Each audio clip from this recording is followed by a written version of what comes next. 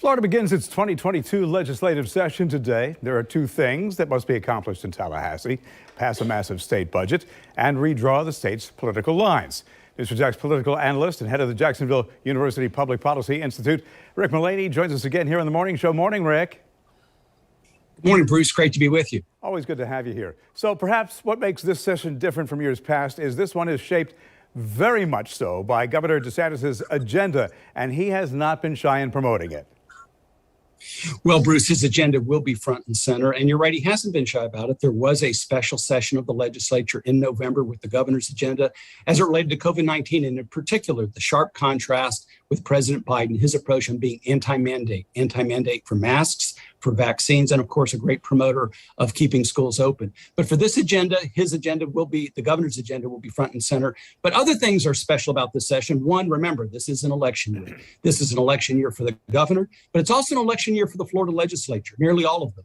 Of the 120 House of Representative members, all of them will be facing re-election in November. And of course, of the 40 Senates, 20 of them will be facing re-election. So it's a big election year. Also, reapportionment. It should dominate the session. And remember, they're going to be drawing lines. They do it every 10 years, drawing lines for those 120 House seats, those 40 Senate seats, and those 28 congressional districts. So that'll be a big part of it. But yes, the governor's agenda will be front and center. Some of that will appeal to a conservative base, and some of it will have a much broader audience. Yeah, and you do have a man who presumably is going to make a run for the White House, though he's not said so officially. And there's some things that appear to be in this agenda that, resemble another agenda.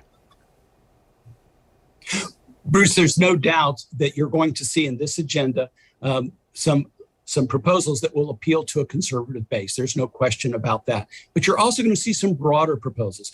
For example, when he begins to talk about the environment, which is a big priority for the governor, and funding for the environment. You're going to talk about funding for teachers and increased pay for teachers. But make no mistake, much of the agenda you'll talk about will appeal to a conservative base in Florida and to a broader national audience. For the governor, there's the election in 10 months, but there's also 2024, and he's certainly very well aware of that. So let's look at some of the other big issues that are front and center. Banning teaching critical race theory and creating an office to investigate voter fraud in a state where there was really little evidence of widespread voter fraud, and preventing state agencies from providing benefits to undocumented immigrants. So let's start with critical race theory. Well, Bruce, you saw this in the Virginia governor's race, and you're now seeing it here in Florida, and you're seeing it in other parts of the country. This is a hot button issue for many conservatives. And Governor DeSantis has been very, very strong on this issue. You saw it in November in Virginia. You're going to see it here. Remember, legislative bodies do two things. They appropriate money, in this case, $100 billion in this session, and they pass laws. And these laws, some of these laws will be directed to that conservative base, and that is clearly one of them. Do we really need an investigative body for voter fraud, given the state's track record? Well, Florida, fortunately, in 2020, had one of the best results of anywhere in the country, and that's the result of 20 years of reform because of what happened here in 2000.